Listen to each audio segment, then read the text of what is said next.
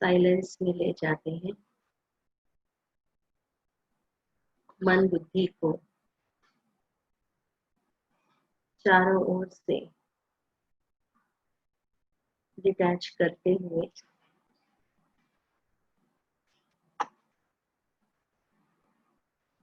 स्वयं को एक गॉडली स्टूडेंट समझकर परमात्मा के महावाक्यों को सुनने और ग्रहण करने के लिए हम स्वयं की अंदर तैयारी करते हैं। इस समय हम गॉडली स्टूडेंट के रूप में अपना रोल प्ले कर रहे हैं, इसलिए संपूर्ण लगन से और एकाग्रता से हम बाबा के ज्ञान रत्नों को सुनने और समाने के लिए उस महासागर जो ज्ञान रत्नों के सागर है, उसके एक एक ज्ञान रत्नों से स्वयं को सुसज्जित करने के लिए अपने मन को तैयार करते हैं। ओम शांति, ओम शांति, ओम शांति।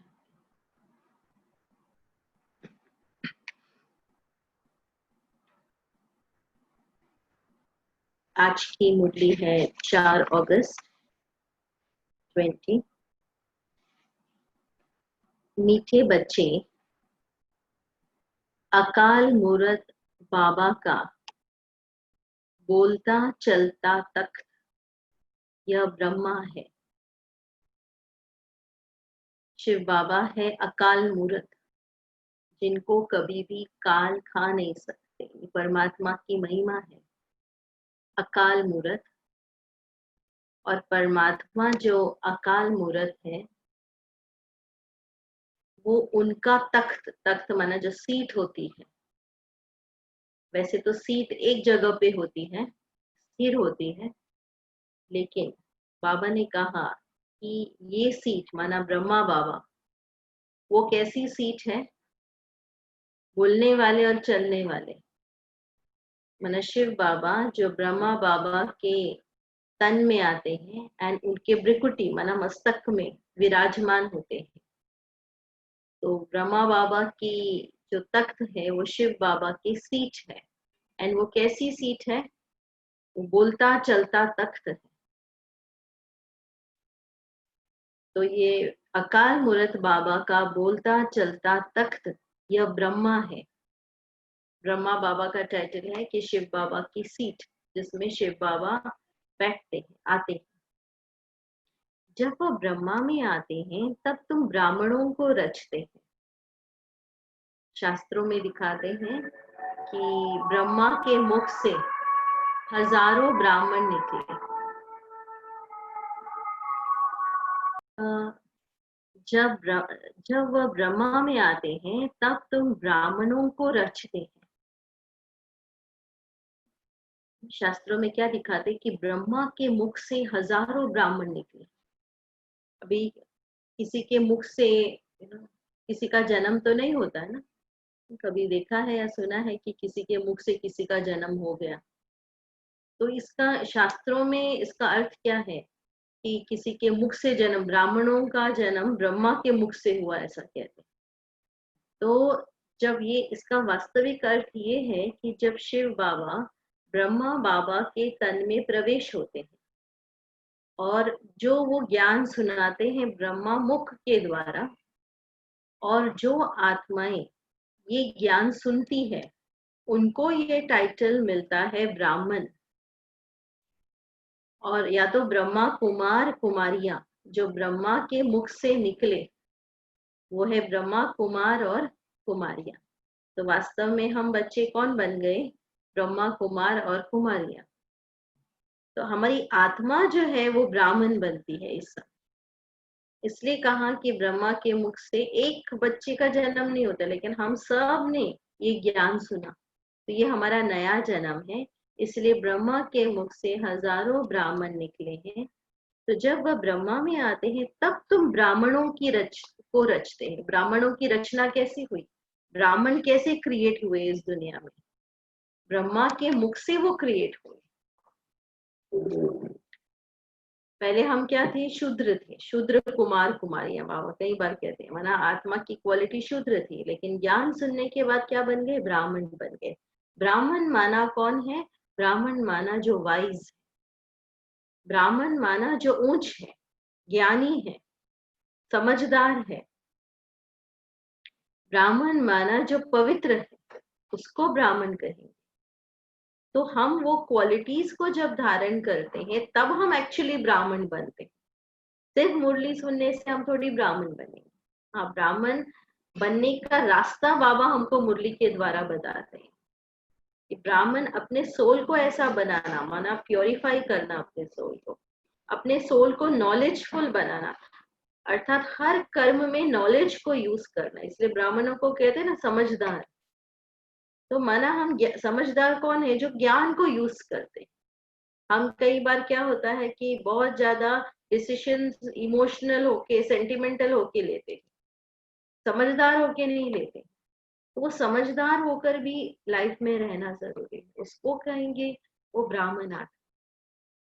एंड ब्राह्मण माना ही बहुत ऊंच, वैसे भी दुनिया में भी ब्राह्मणों को बहुत ऊंच मानते हैं। तो माना जो सोल बहुत ऊंची जाती है वो रियली ब्राह्मण बनती है।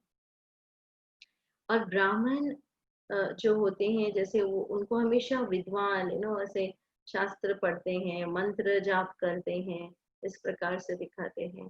तो इस प्रकार जो अपने जीवन में इन चीजों की धारणा करते हैं, ऐसी आत्माओं को कहते हैं ब्राह्मण। तो बाबा ने कहा कि तब शिव, जब ब्रह्मा बाबा आते हैं तब शिव बाबा संगम युग पर ब्राह्मणों की रचना करते हैं। इसलिए सच में इस समय हम क्या बने हैं, ब्राह्मण बने। प्रश्न है, अक्लमंद बच्चे किस राज को समझकर ठीक रीति से समझा सकते हैं। अक्लमंद बच्चे किस राज को समझकर ठीक रीति से समझा सकते हैं। तो बाबा ने कहा कौन सी राज है जो अक्लमंद बच्चे समझा सकते हैं। तो बाबा ने कहा ब्रह्मा कौन है और वह ब्रह्मा सो विष्णु कैसे बनते हैं।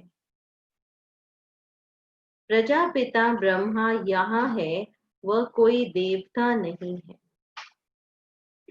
ब्रह्मा ने ही ब्राह्मणों द्वारा ज्ञान यज्ञ रचा है। ये सब दो तीन बातें हैं इसमें। पहली बात कहा कि ब्रह्मा कौन है और वह ब्रह्मा सो विष्णु कैसे बनते हैं। आपने देखा होगा कोई चित्र बताते हैं, विष्णु की नाभि से ब्रह्मा निकला, की नाभि से जो है ना वो कमल दिखाते हैं, एंड वो कमल पर ब्रह्मा विराजमान है। तो इसका अर्थ क्या है, इसका अर्थ ये है कि वही सोल जो है 5000 ईयर्स के लास्ट जन्म में वो ब्रह्मा के रूप में है, एंड वही सोल पुरुषार्थ करके विष्णु बनती है या नारायण बनते हैं। ये वही सोल की कहानी है। वो एक ही सोल है जो नारायण भी बनते हैं, सतयुग में नारायण का पद प्राप्त करते हैं, एंड वही सोल लास्ट, उसका लास्ट जन्म ब्रह्मा के रूप में, प्रजापिता ब्रह्मा के रूप में। तो कहा प्रजापिता ब्रह्मा यहाँ है, वह कोई देवता नहीं। अब ब्रह्मा बाबा के भी दो रूप हैं, एक है बूढ़ा दिखाते ना, ब्रह्मा को हमेशा बूढ़ा दिखाते तो मनुष्य के रूप में, एंड दूसरा है अव्यक्त ब्रह्मा। एक है प्रजापिता ब्रह्मा और दूसरा है अव्यक्त ब्रह्मा, जिसको कहेंगे संपूर्ण ब्रह्मा या एंजेलिक ब्रह्मा। तो ब्रह्मा बाबा जब पुरुषार्थ के रूप में है, वो आत्मा जब पुरुषार्थ कर रही है तो वो प्रजापिता ब्रह्मा के रूप में है। और जब वो पुरुषार्थ करके कंप्लीट हो जाती है, वो कंप्लीट उसको जो अचीव करना है, वो पद, वो स्टेटस कहो या वो उसकी कंप्लीट स्टेज पर जब पहुंचती है, तब वो देवता ब्रह्मा के रूप में कहा जाता है। इसीलिए जो पूजा होती है वो देवता ब्रह्मा की होती है। जैसे मान लीजिए हम कुछ पढ़ाई पढ़ रहे हैं, जैसे कोई लॉ की पढ़ाई पढ़ रहे हैं, लेकिन जब लॉ की पढ़ाई पूरी होगी तब वो कोट पहनेंगे, एंड वो जो भी उसका जो लॉयर्स पहनते हैं उस प्रकार के, तो वो सब ड्रेस वो सब तभी पहनते हैं जब उनका कंप्लीट हो जाता है। जब पढ़ाई पढ़ रहे तभी नहीं पहनते। तो इसी प्रकार जब ब्रह्मा बाबा पुरुषार्थ कर रहे हैं तो वो प्रजापिता ब्रह्मा के रूप में, और जब वो कंप्लीट बन जाते हैं तब वो देवता ब्रह्मा के रूप में उनकी पूजा होती है। तो इसलिए एक बार गुलजार दादी ने भी ना ऐसे साक्षात्कार किया था, जैसे दो ब्रह्मा है, एक ब्रह्मा जो रोज देख रही है, जो मनुष्य के रूप में, एंड दूसरा ब्रह्मा जो है पूरी लाइट के रूप में, और दोनों के बीच में धीरे धीरे अंतर कम होता जा रहा। तब एक बार तब दादी ने ब्रह्मा बाबा को कहा कि मैंने ऐसे दो ब्रह्मा देखे साक्षात्कार में, एक जो नॉर्मल जो रोज देख रही हूँ और दूसरा जो है पूरा लाइट वाला ब्रह्मा। तो फिर ब्रह्मा बाबा ने उनको कहा कि अगली बार अगर ये दृश्य आप देखोगे तो आप पूछना, सफेद जो लाइट वाले ब्रह्मा उनसे पूछना कि आप कौन हो। तो तब जब दादी को फिर से साक्षात्कार हुआ तो उन्होंने कहा कि मैं अव्यक्त ब्रह्मा हूँ, माना कंप्लीट। तो ब्रह्मा बाबा को भी समझ में आ गया कि मुझे ऐसा पुरुषार्थ करना है एंड मुझे कंप्लीट स्टेज पर पहुंचना। तो जब ब्रह्मा बाबा कंप्लीट बन जाते हैं तभी उनको देवता टाइटल मिलता है। इसी प्रकार हम आत्माओं का भी कंप्लीट फॉर्म भी है। एक है अभी हम पुरुषार्थ कर रहे हैं, एंड दूसरा बाबा कहते हैं आपका कंप्लीट फॉर्म भी है, माना आपका जब आप आत्मा ओरिजिनली इस सृष्टि पर आई तब आप बिल्कुल परफेक्ट थे, और जब आप एंड में वापस परम धाम जाएंगे तभी भी आप उस परफेक्ट फॉर्म में ही जाएंगे। तो वो डिफरेंस क्या है उसको हमें फुलफिल करना है, वो गैप को। अभी मेरा जो स्वरूप है वो भी राइट है, एंड मैं जो कंप्लीट बनने वाला हूँ वो भी मेरा राइट, वो मेरा ही स्वरूप है। तो पुरुषार्थ माना उस गैप को कंप्लीट करना, जिसको बाबा कई बार कहते हैं आपका फरिश्ता स्वरूप, एंजेलिक स्वरूप, माना आपका कंप्लीट फॉर्म, जब आप आत्मा एकदम परफेक्ट है। तो बाबा ने कहा इस समय तुम ब्राह्मण हो, ब्राह्मण के रूप में माना पुरुषार्थ कर रहे हो। तो प्रजापिता ब्रह्मा यहाँ है, वह कोई देवता नहीं है। इसीलिए आप शास्त्र देखेंगे ब्रह्मा के इतने सारे मंदिर भी नहीं है, अजमेर में सिर्फ एक मंदिर है, क्योंकि ये ब्रह्मा जो है वो प्रजापिता ब्रह्मा के रूप में है। इस समय ब्रह्मा ने ही ब्राह्मणों द्वारा ज्ञान यज्ञ रचा है। ब्रह्मा ने क्या किया है, ब्राह्मणों द्वारा ज्ञान यज्ञ रचा है। ज्ञान यज्ञ, यज्ञ माना वो कोई स्थूल यज्ञ नहीं है जिसमें हम जौ तिल आदि डालते हैं, स्थूल अग्नि प्रकट हुई है, वो नहीं है।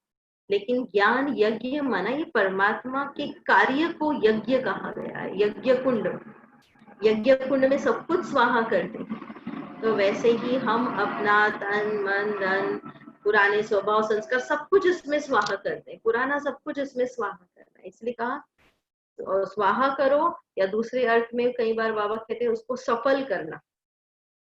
तो जब आप उसको सफल करते हैं तो ब्रह्मा ने ही ब्राह्मणों द्वारा ज्ञान यज्ञ, ये ज्ञान यज्ञ है, कोई स्थूल यज्ञ नहीं है, ज्ञान यज्ञ रचा है। परमात्मा के कार्य को कहा गया ज्ञान यज्ञ। तो यह सब राज अक्लमंद बच्चे ही समझकर समझा सकते हैं। तो आपको समझना चाहिए ये कोई स्थूल चीजें नहीं है, इसका स्पिरिचुअल मीनिंग क्या है, हमारे लाइफ में कैसे अप्लाई होता है, इसको समझना जरूरी है। घोड़े सार और प्यादे तुम इसमें मूंझ जाएंगे। बाबा ने कहा कि जैसे राजधानी होती है तो उसमें राजा भी होते हैं, प्रजा भी होते हैं, घोड़ों पे चलने वाले होते हैं, सोल्जर्स भी होते हैं। लेकिन हमको क्या बनना है, हमको महारथी बनना है, घोड़े सवार और प्यादे नहीं बनना है। गीत है ओम नमः शिवाय, ओम शांति। भक्ति में महिमा करते हैं एक की, महिमा गाते हैं ना, परंतु न उनको जानते हैं, न उनके यथार्थ परिचय को जानते हैं। क्या कहते हैं बाबा कि हम परमात्मा की महिमा गाते थे, ओम नमः शिवाय, लेकिन हम उनकी महिमा को नहीं जानते थे, न यथार्थ पहचानते थे उसको। अगर यथार्थ महिमा जानते तो वर्णन जरूर करते। तुम बच्चे जानते हो, ऊंचे ते ऊंच है भगवान, चित्र मुख्य है उनका, ब्रह्मा की संतान भी होंगी ना, तुम सब ब्राह्मण ठहरे। बाबा ने हमें सोमान याद दिलाया कि मैं कौन हूँ, मैं ब्राह्मण आत्मा हूँ, मैं संगम युगी ब्राह्मण आत्मा। संगम युगी ब्राह्मण आत्मा मना श्रेष्ठ कर्म करने वाली आत्मा। ऊंच कैसे बनेंगे? जब हमारे विचार ऊंचे होंगे, जब हमारे कर्म श्रेष्ठ होंगे, तो अपने आप हम ऊंच बनते चले। जब मेरे विचार हायर लेवल के होंगे, लोअर लेवल के विचार नहीं होंगे। इसलिए उस विचारों पर भी अटेंशन देना कि मेरे किस लेवल के विचार चलते हैं, किस टाइप ऑफ कर्म करते हैं। जब हम बाबा को साथ रखकर कोई कर्म करते हैं तो हर कर्म श्रेष्ठ हो ही जाता है। इसलिए ये भी प्रैक्टिस करो, कोई भी आप कर्म कर रहे हैं ना, बाबा को बुलाओ। कोई भी कर्म आप कर रहे हैं, सिंपल से सिंपल कर्म, भोजन बना रहे हो या आप कुछ पढ़ रहे हो, कुछ कार्य करो, क्लीनिंग कर रहे, कुछ भी आप साधारण कर्म कर रहे हो, लेकिन आप बाबा को बुलाओ कि बाबा आप आ जाओ और आप मेरे साथ साथ ये कर्म करो। ये आज ये वीक आप ये प्रैक्टिस करना, या एक दिन के लिए, एक एक दिन के लिए लो, एक दिन सारे दिन में प्रैक्टिस करो कि मैं कोई भी कर्म कर रही हूँ, मैंने बाबा को इनवाइट किया, बाबा का आह्वान करो कि परमात्मा शिव बाबा आप मेरे साथ ये कर्म कर रहे, अब हम साथी बनकर कर्म कर रहे हैं। तो हर कर्म में बाबा को इनवाइट करना, तो ऑटोमेटिकली आपका वो कर्म श्रेष्ठ बनता जाए, साधारण कर्म भी ऊंचा बन जाए। ब्रह्मा को भी ब्राह्मण जानेंगे और कोई नहीं जानते। अभी प्रजापिता ब्रह्मा कौन है, तो बाबा कहते हैं तुम बच्चे ही जानते हो और कोई भी नहीं जानते। इसलिए मूंझते हैं कि यह ब्रह्मा कैसे हो सकता है। ब्रह्मा को दिखाया है सूक्ष्म वतन वासी, जैसे ब्रह्मा बाबा का कंप्लीट फॉर्म कहाँ बताया है, सूक्ष्म वतन में बताया, जिसको हम एंजेलिक ब्रह्मा कहते हैं, फरिश्ता स्वरूप। अब प्रजापिता सूक्ष्म वतन में हो न सके, तो कौन सा ब्रह्मा है सूक्ष्म वतन में? प्रजापिता ब्रह्मा के रूप में। प्रजापिता ब्रह्मा का रूप माना यहाँ कर्म करने वाले, कर्म करने के रूप में, और जो सूक्ष्म वतन में है वो कंप्लीट फॉर्म है, वहां रचना नहीं होती है। इस पर तुम्हारे साथ बहुत वाद विवाद भी करते हैं, समझाना चाहिए। ब्रह्मा और ब्राह्मण है तो सही ना, जैसे क्राइस्ट से क्रिश्चियन अक्षर निकला है, बुद्ध से बौद्धि और इब्राहिम से इस्लामी, वैसे प्रजापिता ब्रह्मा से ब्राह्मण नामी ग्रामी है। ब्राह्मणों की रचना कैसे हुई है? ब्रह्मा के द्वारा ही हुई है। आदि देव ब्रह्मा, ब्रह्मा को इसलिए आदि देव भी कहते हैं। वास्तव में ब्रह्मा को देवता नहीं कह सकते, यह भी रॉन्ग है। ब्राह्मण जो अपने को कहलाते हैं उनसे पूछना चाहिए कि ब्रह्मा कहाँ से आया, यह किसकी रचना है। अब क्वेश्चन ये उठता है, ब्रह्मा कहाँ से आया? ब्रह्मा कहाँ से आया? ब्रह्मा को किसने क्रिएट किया? कभी कोई बता न सके, क्योंकि जानते ही नहीं। यह भी बच्चे जानते हैं, शिव बाबा का जो रथ है जिसमें प्रवेश करते हैं, यह है ही वह जो आत्मा कृष्ण प्रिंस बना था। ब्रह्मा कहाँ से आया? पहले ब्रह्मा बाबा का नाम क्या था? दादा लेखराज। लेकिन जब शिव बाबा ने उनके तन में प्रवेश किया तो शिव बाबा ने उनको यह नाम दिया प्रजापिता ब्रह्मा। एंड प्रजापिता ब्रह्मा ही जब पुरुषार्थ करते हैं, कंप्लीट बनते हैं तब कहलाए जाते हैं आदिदेव ब्रह्मा, या फिर संपूर्ण ब्रह्मा, अव्यक्त ब्रह्मा, देवता ब्रह्मा, उस रूप में। फिर बाबा कहते हैं यह है ही वह जो आत्मा कृष्ण यानी प्रिंस बना था। ये उसी आत्मा की स्टोरी है कि वही आत्मा कृष्ण बनती है, वही आत्मा ब्रह्मा बनती है। 84 जन्मों के बाद यह ब्रह्मा आकर बने हैं। जन्म पत्री का नाम तो इनका अपना अलग होता ना, क्योंकि है तो मनुष्य ना। फिर इनमें प्रवेश करने से इनका नाम ब्रह्मा रख देते हैं। ओरिजिनल नाम अलग है, दादा लेखराज। तो जब प्रवेश हुए तब नाम रखा ब्रह्मा। यह भी बच्चे जानते हैं वही ब्रह्मा विष्णु का रूप है। वही आत्मा विष्णु भी बनती है, नारायण बनते हैं। 84 जन्मों के अंत में भी साधारण रथ है ना, तो यह शरीर अब आत्माओं के रथ है। अकाल मूरत का बोलता चलता तख्त है। ब्रह्मा बाबा शिव बाबा का बोलता चलता तख्त है। सिख लोगों ने फिर वह तख्त बना दिया, उसको अकाल तख्त कहते हैं।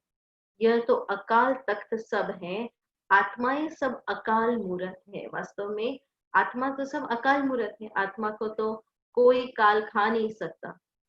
आत्मा की कभी मृत्यु नहीं होती है। आत्मा अजर अमर अविनाशी है। इसी प्रकार शिव बाबा भी अविनाशी है, अकाल मूरत है। इसे कहते हैं ना कालों के काल, महाकाल भी कहते हैं। ऊंचते ऊंच भगवान को यह रथ तो चाहिए ना। मतलब शिव बाबा जो ऊंचते ऊंच है, वो ज्ञान कैसे सुनाएंगे? उसको एक तख्त भी तो चाहिए। रथ में प्रवेश हो बैठ नॉलेज देते हैं, उसको ही नॉलेजफुल कहा जाता है। बाबा है नॉलेजफुल। रचता और रचना के आदि मध्य अंत की नॉलेज देते। कौन सी नॉलेज देते हैं बाबा? इस दुनिया की नॉलेज, शास्त्रों की नॉलेज, वो तो सबके पास है। लेकिन बाबा जो नॉलेज देते हैं वो है रचना और रचना की नॉलेज। नॉलेजफुल का अर्थ कोई अंतर्यामी व जानी जाननहार नहीं है।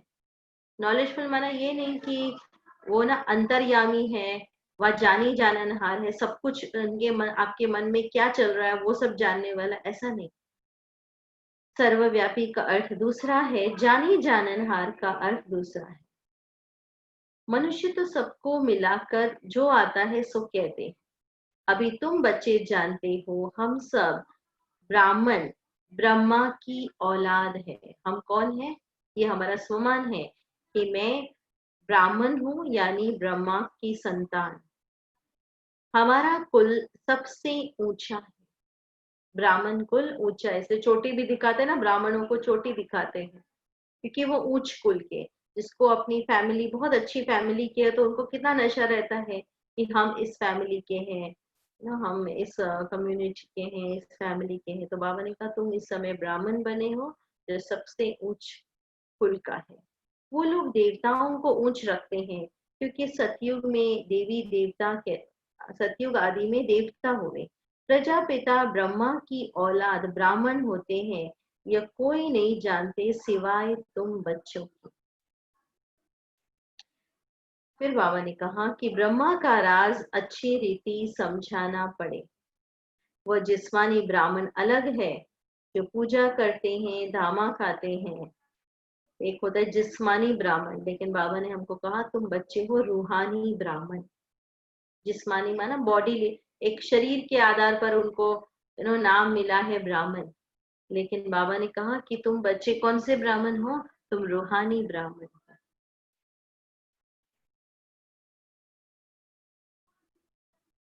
बोलो और बातों को छोड़। बाबा जिससे पतित से पावन बनना है, पहले उनको तो याद करो, फिर यह बातें भी समझ जाएंगे। देखो ये बातें डिटेल में समझने की है, लेकिन मुख्य बात क्या है कि बाबा को याद करना। ये नॉलेज धीरे धीरे आप डिटेल में समझते जाएंगे। लेकिन बाबा ने कहा मुख्य बात क्या है? अल और बे को याद करना। थोड़ी बात में संशय पड़ने से बाबा को ही छोड़ देते। संशय आया माना हम बाबा को छोड़ देते है ना, डाउट आता है, इसे कहते हैं मिस्टर डाउट एंड मिसअंडरस्टैंडिंग। ये दोनों जन स्पॉइल करते हैं, रिलेशंस को भी स्पॉइल करते हैं। जैसे हमारा बाबा के साथ इतना अच्छा रिलेशन है, लेकिन कोई भी बात में हमको थोड़ा भी डाउट आया, हमने किसी को देखा, मान लीजिए कोई ज्ञान में चल रहे हैं, हम देखते हैं ये इतने सालों से ज्ञान में चल रहे हैं, एंड फिर भी उसने ऐसा कुछ उल्टा काम किया या कुछ उसने ऐसा बोला, उसके हमने कोई एक्शन को देख लिया, फिर हम क्या कहेंगे, अरे ये तो इतने साल से ज्ञान में चल रहा है और फिर भी ये ऐसा करता है, तो इससे जाने से क्या फायदा है वहां पे। तो हमको भी मन में डाउट आता है, हम ये भूल जाते हैं कि वो भी एक पुरुषार्थी है, वो भी एक या माना एक ट्रांसफॉर्मेशन प्रोसेस में है, अभी तक कंप्लीटली ट्रांसफॉर्म नहीं हुए। तो हर एक आत्मा में ना कुछ संस्कार होते हैं जो बहुत कड़े होते हैं। तो कई बार ऐसा होता है कि हमारा ना 90% अच्छा हो जाता है, या कभी 98% भी अच्छा, लेकिन वो 2% हमारा कड़ा संस्कार होता है, वो चेंज होने में टाइम लगता है। पर अगर हम कोई आत्मा को देखेंगे इतने समय से है, उसके उस कड़े संस्कार को देखेंगे, तो फिर हमको मोटिवेशन नहीं आएगा कुछ करने की। इसलिए बाबा कई बार कहते हैं आप किसी को भी नहीं देखो, आप सिर्फ ब्रह्मा बाबा को फॉलो करो, मम्मा को फॉलो करो, कोई भी भाई बहनों को फॉलो नहीं करो, क्योंकि हर एक अभी ट्रांसफॉर्मेशन के प्रोसेस में है, कोई भी कंप्लीटली ट्रांसफॉर्म्ड बना नहीं है। इसलिए कहा कि थोड़ी भी बात में संशय पड़ने से बाबा का ही हाथ छोड़ देते। इसलिए अर्जुन को की विजय भी कब हुई, जब वो कंप्लीटली निश्चय बुद्धि रहा। जो निश्चय बुद्धि होते हैं उसकी विजय निश्चित होती है। तुमको समझाने का भी अक्ल चाहिए, प्यादे घोड़े सवार मूंझ जाते हैं, अवस्था अनुसार समझाते हैं। हमारी अवस्था बहुत अच्छी रखनी है, मेरी अंदर की अवस्था बहुत अच्छी रहे, महारथी जैसी अवस्था रहे, माना ऊंची अवस्था रहे। घोड़े सवार प्यादे नहीं, ऐसी अवस्था नहीं रहे। प्यादे माना हर बात में घबरा जाएंगे, हर बात में डिस्टर्ब हो जाएंगे, महारथी डिस्टर्ब नहीं होंगे जल्दी। अभी तुम ब्राह्मण हो, ब्राह्मण वह जो ब्रह्मा की संतान है, ब्राह्मणों का है ऊंचे से ऊंचा कुल। जिन ब्राह्मणों को ही फिर देवता बनना है, ब्राह्मणों को आकर बाबा पढ़ाते हैं। किसको पढ़ाते हैं बाबा? ब्राह्मणों को ही आकर पढ़ाते हैं। ब्राह्मणों में राजा तो बनते नहीं, वह जो कहते हैं कौरवों और पांडवों का राज्य था, दोनों रॉन्ग है। राजाई तो दोनों की ही नहीं है। इस समय बाबा कहते किसी की भी राजाई नहीं है। प्रजा का प्रजा पर राज्य। इस समय तुम बच्चे पांडव बने हो, तो न दुनिया में पांडवों का राज्य है न कौरवों का राज्य। ताज है नहीं, इस समय राजा ही नहीं है ना, कलयुग में तो कोई राजा ही नहीं है। प्रजा का प्रजा पर राज्य है। बाबा ने समझाया था, पहले डबल सिर ताज भारत में थे, फिर सिंगल ताज है। सतयुग त्रेता में डबल ताज थे और फिर द्वापर में हमारा सिंगल ताज बन गया। तो यह भी अच्छी रीति सिद्ध कर बताना है, जो बिल्कुल अच्छी धारणा वाला होगा वह अच्छी रीति समझा सकेगा। फिर बाबा ने कहा कि यह है कांटों का जंगल, यहाँ सब एक दो को दुख देते रहते, वहां तो नेचुरल सुख है। सतयुग में नेचुरली सभी एक खुद सुखी रहते हैं और एक दूसरे को भी बहुत सुख ही देते हैं। यहाँ है आर्टिफिशियल सुख, रियल सुख एक बाबा ही देने वाला है। यहाँ है काग विष्णा के समान सुख, दिन प्रतिदिन तमो प्रधान बनते जाते हैं, तो कितना दुख है। कहते हैं बाबा माया के तूफान बहुत आते हैं, माया उलझा देती है, दुख की फीलिंग बहुत आती है। कई बार कईयों को दुख लेने की भी बहुत आदत होती है, वो दुख देंगे नहीं, लेकिन हर बात में दुखी होते रहेंगे, छोटी छोटी बात पर भी सारे दिन में दुखी होते रहेंगे। तो अगर मेरी दुखी होने की नेचर है, तो मैं अपने अंदर क्या इकट्ठा कर रही हूँ? मैं अपने अंदर दुख की फीलिंग को ही इकट्ठा कर रही हूँ, मेरे अंदर दुख का ही स्टॉक इकट्ठा हो रहा है। तो हम देंगे भी क्या फिर दूसरों को? दुख ही देंगे, क्योंकि हम खुद ही अंदर से क्या है, बहुत ही निराश है, बहुत ही दुखी है। तो सुखदाता बाबा के बच्चे बनकर भी अगर दुख की फीलिंग आती है, तो बाबा कहते हैं बच्चे यह तो तुम्हारा बड़ा कर्म भोग है। हम किसके बच्चे हैं? जब भी दुख आता है याद करो मैं किसका बच्चा हूँ? मैं सुखदाता बाबा का बच्चा हूँ, सुख के सागर बाबा की संतान हूँ। तो मैं कैसे दुखी हो सकती हूँ कि सुखदाता बाबा ने मुझे इतना कुछ दिया है, इतनी मेरे पास जीवन में प्राप्तियां हैं, तो हम कैसे दुखी हो सकते हैं? छोटी बात पर हम कैसे दुखी हो सकते हैं? अगर किसी ने कह दिया, किसी ने कुछ ऐसा वैसा बोल दिया, किसी ने कुछ हमारे साथ ऐसा कर लिया, तो भी अंदर से उसी समय क्षण है ना, उसको माफ करके आगे बढ़ो। उस बात को आप रखो नहीं अपने अंदर कि उसने मेरे साथ ऐसा कहा या ऐसा उसका व्यवहार रहा, वही बातों का चिंतन करते हुए नहीं चलो, क्योंकि वो इकट्ठा करते करते हमको अंदर में बहुत दुख की फीलिंग आती रहेगी।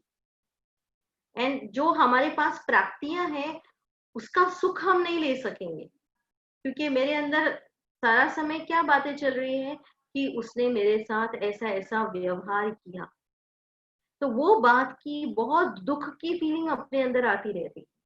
तो बाबा ने कहा देखो तुम्हारा ये कर्म भोग है, इसके कारण दुख होता है। तो जब बाबा मिला तो दुख की फीलिंग नहीं आनी चाहिए। जो पुराने कर्म भोग है उसे योग बल से चुकता करो, तो योग करो।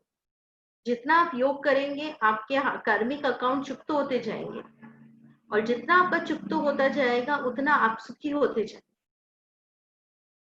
अगर योग बल नहीं होगा तो मोचरा खाकर चुकतू करना पड़ेगा, माना कुछ हमें पनिशमेंट, अगर हमने योग से चुकतू नहीं किया तो फिर हमको उसका हिसाब किताब के रूप में चुकतू करना पड़ेगा। तो जो पुराने कर्म भोग है उसे योग बल से चुकतू करो। एक है भोगना या तो योग।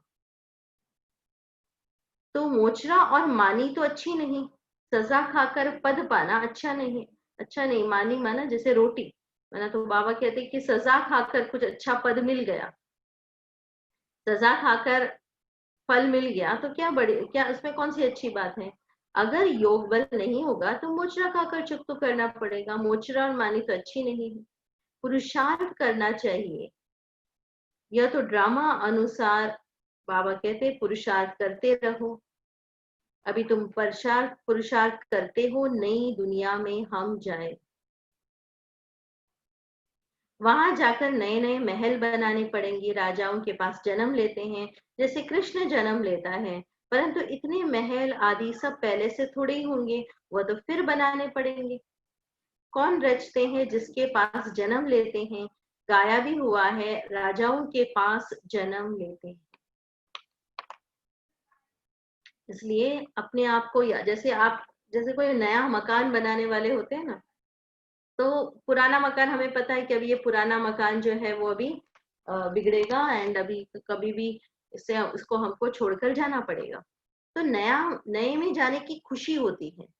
तो पुराने में कुछ भी और भी कुछ गिर रहा है, कुछ टूट फूट रहा है, लेकिन फिर हम थोड़ा डिटैच हो जाते हैं पुराने से, क्योंकि हमको पता है मेरा नया मकान बन रहा है। तो वैसे ही बाबा कहते हैं अभी ये पुरानी दुनिया में ना, ये है ही कलयुग की दुनिया। कलयुग की दुनिया को बाबा क्या कहते हैं? कांटों का जंगल है। तो इसमें जो है ना उसी प्रकार के लोग होते हैं जो दुख देते हैं, एक दूसरे को परेशान करते हैं। तो बार बार अपनी बुद्धि ये दुनिया के लोगों के प्रति एंड सर्कमस्टेंसेस में मत लेके जाओ। बार बार अपनी बुद्धि जो है ना नई दुनिया में लेके जाओ, क्योंकि बाबा कहते हैं वैसे ही ये दुनिया खत्म होनी है, ये फिनिश ही होना है, और नई दुनिया में तुमको जाना है। तो ये पुरानी दुनिया से ना अंदर से डिटैच होते जाओ। यहाँ जो कोई भी लोग कुछ कर रहे हैं इस प्रकार से, तो उनसे अपने आप को डिटैच होते रहो। तो बाबा कहते हैं ड्रामा में जो होता है उनको साक्षी हो देखते चलो। ड्रामा में कैसे करो?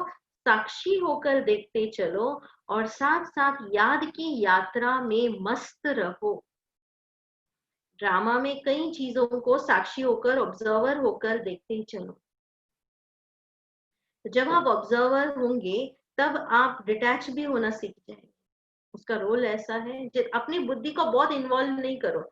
जहां जहां जरूरी है ना वहां बुद्धि नहीं जरूरी नहीं है वहां बुद्धि को नहीं चलाओ। दूसरे लोगों को क्या एक्शन करना चाहिए, क्या बोलना चाहिए, क्या डायलॉग बोलना चाहिए, वहां अपनी बुद्धि को नहीं चलाओ। तो अपनी बुद्धि ना बहुत इंपॉर्टेंट आपके पास शक्ति है, वो शक्ति को वेस्ट मत करो अननेसेसरीली चीजों में। तो उनको साक्षी हो देखते चलो और साथ साथ याद की यात्रा में मस्त रहो। अपनी बुद्धि बाबा में लगाओ, याद की यात्रा में बाबा कहते हैं मस्त रहो। इस इसमें ही कई फेल होते हैं। ज्ञान कभी कम जास्ती नहीं हो सकता, याद की यात्रा ही कभी कम कभी जास्ती होती। कोई दिन बहुत अच्छी से बाबा को याद करते हैं, याद की यात्रा में कभी उमंग रहता है, कभी ढीला हो जाते हैं, नीचे ऊपर यात्रा होती रहती है।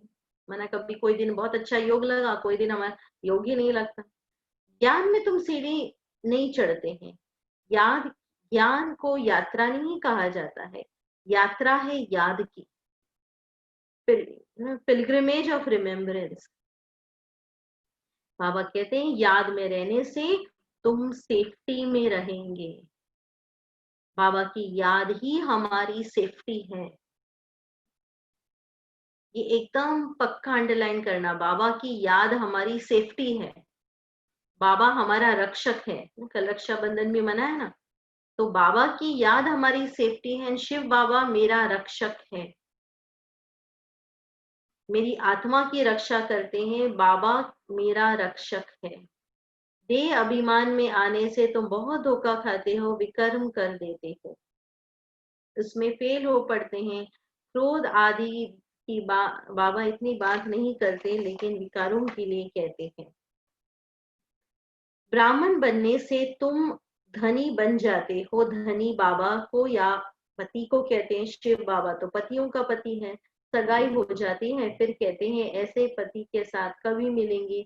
आत्माएं कहते हैं शिव बाबा हमारी तो आपसे सगाई है, हम आपसे, अब आपसे हम मिले कैसे। कोई तो सच लिखते हैं, कोई तो बाबा से छिपाते भी हैं। सच्चाई से लिखते नहीं है तो बाबा हमसे ये भूल हो गई। हमको अपना चार्ट भी सच्चाई से लिखना है, बाबा को कहना चाहिए बाबा हमारे से आज ये भूल हो गई। अगर भूल हो गई फिर क्षमा भी लेनी चाहिए कि क्षमा करो बाबा, तुमको हम गोरा बनाने के लिए आए हैं। तो बाबा इतना ऊंच बनाते हैं।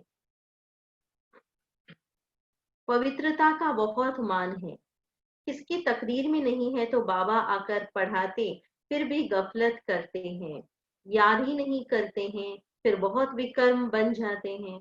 तो तुम बच्चों पर अब है बृहस्पति की दशा, होता है ना राहु की दशा होती है।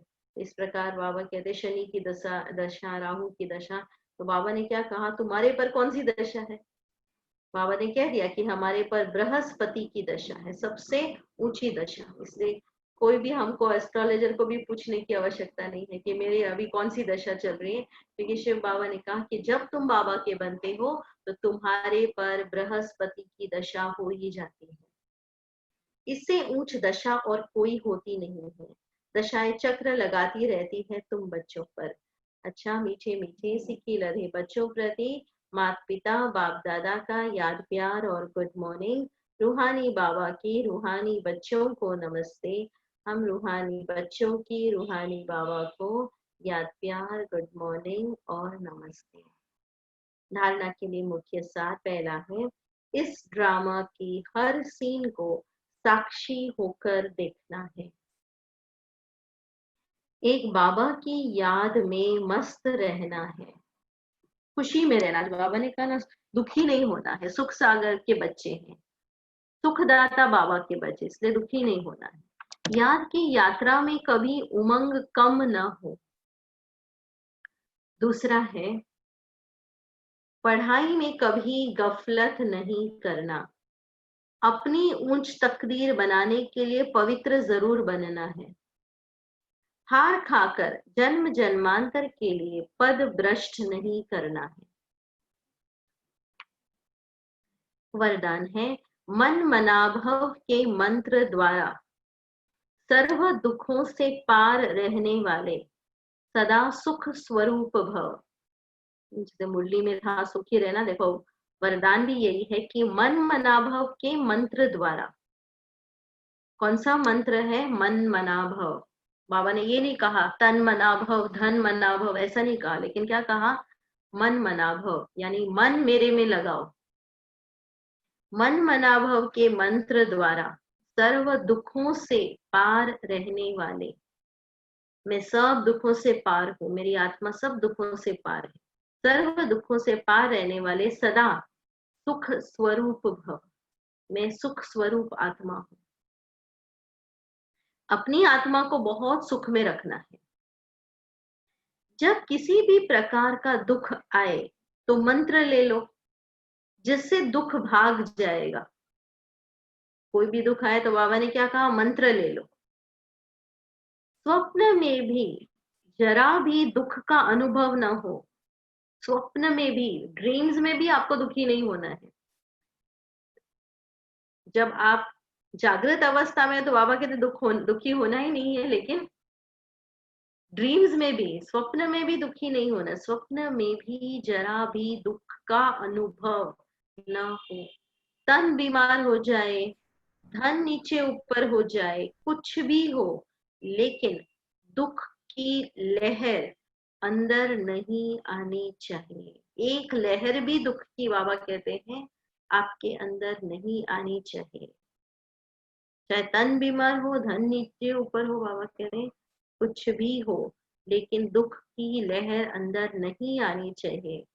जैसे सागर में लहरें आती है और चली जाती है, लेकिन जिन्हें उन लहरों में लहराना आता है वह उसमें सुख का अनुभव करते हैं। सर्फर्स देखते हैं ना, जो सर्फिंग करते हैं, इतनी ऊंची ऊंची लहरें आती है, लेकिन वो जितनी ऊंची लहरें वो और एंजॉय करते हैं। तो कहा कि जैसे सागर में लहरें आती है और चली जाती है, लेकिन जिन्हें उन लहरों में लहराना आता है वह उनमें सुख का अनुभव करते हैं। लहर को जंप देकर ऐसे क्रॉस करते हैं जैसे खेल कर रहे हैं। जैसे एक खेल है मेरे लिए, कोई बड़ी बात नहीं है। बाबा मेरे साथ है तो कोई भी बात बड़ी नहीं हो सकती। क्यों? क्योंकि सर्वशक्तिमान बाबा मेरे साथ, इसलिए कोई भी मुश्किल ऐसी बात हो ही नहीं सकती है लाइफ। तो सागर के बच्चे सुख स्वरूप हो। मैं किसकी संतान हूँ? सुख के सागर की संतान हूँ, सुखदाता के संतान हूँ। तो सागर के बच्चे सुख स्वरूप हो, दुख की लहर भी न आए। मतलब दुख की एक लहर, एक इतनी फीलिंग भी, एक इतना थॉट भी बाबा कहते हैं नहीं आए। चाहे मेरे लाइफ में कैसी भी सिचुएशंस ऊपर नीचे हो रही है, लेकिन फिर भी मैं बाबा के साथ होने के कारण मैं हर घड़ी सुख का अनुभव करती। क्योंकि वास्तव में आत्मा तो इन सब चीजों से परे है ना। आत्मा एक्चुअली ये सब ड्रामा से परे है। आत्मा, ये तो हमें शरीर मिला है, हम पाठ बजाते हैं और हम अपने आप को ही पाठदारी समझते हैं, इसलिए बहुत जल्दी दुखी होते हैं कि मेरे साथ ऐसा होता है। लेकिन वास्तव में आत्मा अगर डिटैच कर ले थोड़ा सा तो ये सिचुएशन से भी आत्मा परेगी। इसीलिए दुख की लहर भी न आए। इसलिए बाबा को साथ रखो, सुखदाता बाबा को साथ रखो। तो मंत्र बाबा ने कहा याद करो, मन मनाभव का मंत्र ले लो तो दुख की लहर नहीं आ सकती। कि सुख के लहरों में लहराना है। ऐसी परिस्थिति में भी सुखी रहना। दादियों के पास अब वो इतने साल, अभी आप सोचिए इतने सालों से संस्था चल रही है, यज्ञ चल रहा है, उनके सामने भी कितनी सारी बातें आएंगी, लेकिन कभी भी दादी को कोई भी समय दुखी परेशान नहीं देखा। इतनी बड़ी बड़ी बातें आते हुए भी कभी परेशान नहीं। तो ऐसे ही बाबा कहते बाबा को साथ रखो तो वो बात, बड़ी बात भी बहुत छोटी हो जाएगी। लेकिन अगर हम अकेले हैं तो वो छोटी बात को बड़ा बना देते हैं, और बाबा साथ है तो बड़ी बात भी आपकी लाइफ की बहुत छोटी हो जाएगी ना। आप ऐसे क्रॉस करेंगे जैसे कुछ हुआ ही नहीं। आपको खुद फील होगा कि मेरी तो शक्ति नहीं थी, पता नहीं कैसे ये बात मैं क्रॉस भी कर पाई, क्योंकि बाबा साथ है। निश्चय रखकर बाबा के साथ रहो। स्लोगन है, हर संकल्प में दृढ़ता की विशेषता को प्रैक्टिकल में लाओ। हर संकल्प में दृढ़ता, फर्म डिटर्मिनेशन, डिटरमाइंड थॉट, हर संकल्प में दृढ़ता की विशेषता को प्रैक्टिकल में लाओ तो प्रत्यक्षता हो जाएगी। तो बाबा को हम प्रत्यक्ष कर सकेंगे, बाबा को रिवील कर सकेंगे। सिर्फ संकल्प नहीं करना है, लेकिन दृढ़ संकल्प करना है। संकल्प तो हम सभी करते, ये करना है वो करना है, लेकिन एक है दृढ़ संकल्प करना, दूसरा है दृढ़ संकल्प करना। दृढ़ संकल्प सफलता की चाबी है। इसलिए आज बाबा ने हम बच्चों को कहा हमें बनना है सच्चा ब्राह्मण, है ना। हम ब्रह्मा के संतान, रूहानी ब्राह्मण है। हम ऊंच है, पावन बनना है, बाबा को याद करना है, तब हम पावन बनेंगे। महारथी बनना है। शिव बाबा ही ब्रह्मा के तख्त में आते हैं, वो बोलता चलता तख्त है ब्रह्मा। अपनी अवस्था बहुत अच्छी रखनी है, महारथी जैसी अवस्था हमें अपनी बनानी है। कोई भी बात में हमें संशय नहीं रखना है। ब्राह्मणों का कुल सबसे ऊंच है, हम ब्राह्मण ही फिर देवता बनते हैं। फिर कहा कि सुख नहीं, आर्टिफिशियल सुख है। हम इस समय सुखदाता के बच्चे हैं कि दुख की फीलिंग नहीं आ सकती। दुख की फीलिंग आती है तो बाबा ने कहा कर्म भोग है, और वो अगर कर्म भोग है तो उसको योग बल से चुप करो। तीसरा का साक्षी होकर देखो, हर सीन साक्षी होकर रखो, देखो। याद की यात्रा में मस्त रहो, याद की यात्रा का उमंग भी रखो। याद में रहना ये तुम्हारी सेफ्टी है। देह अभिमान में आने से धोखा खाएंगे। इसलिए बाबा मेरा रक्षक है, उसकी याद से मैं सेफ हूँ। सच्चाई, सच्चा रहना है। कोई गलती हमसे होती है तो बाबा से क्षमा लेनी है। हमारे ऊपर बृहस्पति की दशा, इसलिए अब संकल्प मत करो कौन सी दशा मेरे जीवन में चल रही है। बाबा ने कहा कि हमारे पर बृहस्पति की दशा है। किसी तो मन मनाभव का बाबा ने मंत्र दिया है, स्वप्न में भी दुख ना आए। कुछ भी हो जाए, नीचे ऊपर हो जाए, बीमार पड़ जाए, फिर भी, लेकिन दुख की लहर नहीं आए। सागर में होते हैं वो लहराते हैं, खेल समझते, वैसे खेल समझकर उसको पार करो। दृढ़ संकल्प करो, दृढ़ संकल्प करेंगे तो प्रत्यक्षता। शांति।